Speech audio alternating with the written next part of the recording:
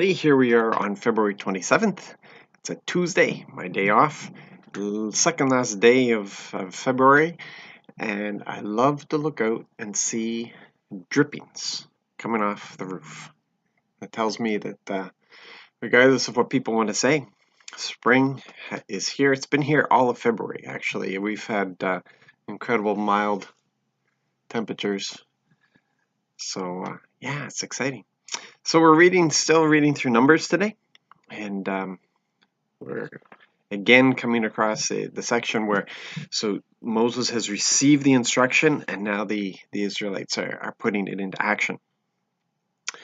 But in it, we find a place where a problem was brought to Moses. It was concerning the Passover, and some people couldn't participate in the Passover because they had been in contact with a dead body. Obviously, a relative died, and they were involved in the ceremony. So they had come into contact with the dead body, and they felt it unfair that they weren't able to participate. And yeah, if that was brought to any leader, a leader would think it through and come up with a decision. But Moses was very serious when back in Leviticus and Exodus. God was referring to the people being Moses, and Moses turned around and said, "They're not my people; they're yours. This is your nation." And although Moses was brought into a position of leadership, that the people were not willing for God to speak to them directly, and so Moses was in this position of being kind of this mediator between God and the people. He would not take ownership of this nation. It was not his nation. This was God's nation. And although he was in a position of leadership, he would not make decisions without the approval of Yahweh. And it was as simple as that. So whatever had to be decided, he would take it to Yahweh. We find a few cautionary tales in the word where leaders took it upon themselves to make decisions. We see it in when they were coming into the promised land, and they didn't consult with God.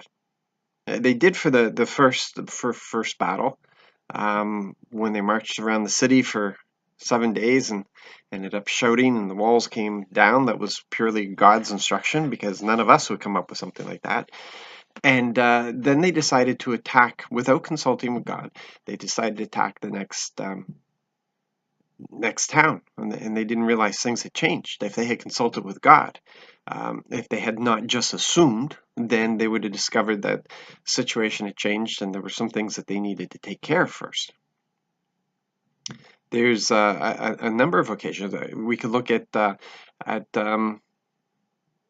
first king of Israel, and the decisions that he made, and the place where the kingdom, it was decided the kingdom would be taken away from him. He decided to become the prophet priest, and he stood in and he made the sacrifices instead of waiting for the priest to arrive. He decided to make the sacrifices himself, and that's it. Your arrogance is too much, and he pronounced that the kingdom would not be passed on to his son, but would go to another, who was David. And even with David, we find that David had been in a situation where he'd been rejected a lot. He was rejected by Saul, kicked out of Saul.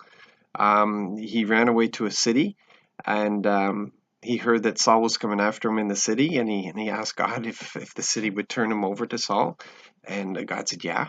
So David left, so he was rejected by Israel, the nation itself. So he went over to the Philistines, and he attacked the enemies of Israel from the camp of the Philistines. But then the Philistines went to war with Israel, and David was rejected from there. The five leaders said, "No, David can't come. You're kidding. He'll turn on us, and he'll destroy us." So he was rejected by them, and while he was doing this, an enemy had come in and destroyed the city, took all their possessions and women and children and stuff. So when they returned, his men blamed him for it, and he was rejected by his men. And it says that David strengthened himself in the Lord, but they chased down the enemy, and they found the enemy, but David still, I mean, it seemed like a no-brainer, but David still consulted with the Lord. Do we attack or don't we? And God said, yeah, attack, and everything will be restored to you. And it was, but David didn't assume. He didn't assume. He didn't assume like people before him assumed, and people after him just assumed. And we shouldn't assume. Moses didn't assume. We shouldn't assume. When we have decisions to make, we should be consulting with the Lord, because this isn't our life.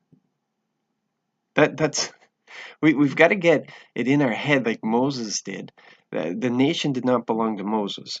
The ministries that we're involved in don't belong to us.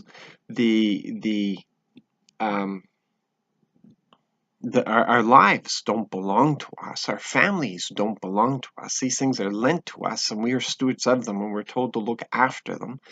And even on things that seem to be absolutely clear, I mean, there's things that we don't need to consult. Do I need to love my family? Well, obviously, you need to love your family. Do you need to provide for your family? Of course, you need to provide for your family. Men have to work. It's as simple as that. If you're not working, then you're not fulfilling your role. That's just how it is.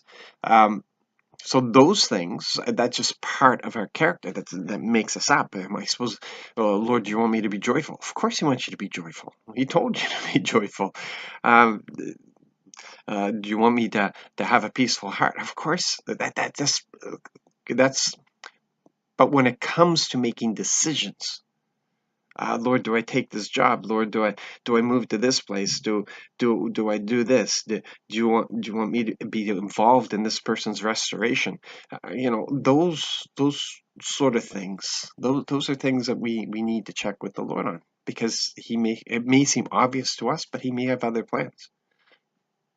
We need to have this ongoing, wonderful relationship with him, where we're constantly talking, consulting, rejoicing, praising, learning, listening, all the time. This is ongoing. It's not Sunday, it's not Wednesday, it's every day, all day long. And he will guide us, because this is his work. So be blessed in this day. These are all wonderful lessons for us to take in. These are things for us to meditate on and to put into practice. And I pray that you'll begin the wonderful relationship of talking things over with our Lord. He is in us, and we are in him, and we are one. So be blessed, be encouraged, and be used by him today.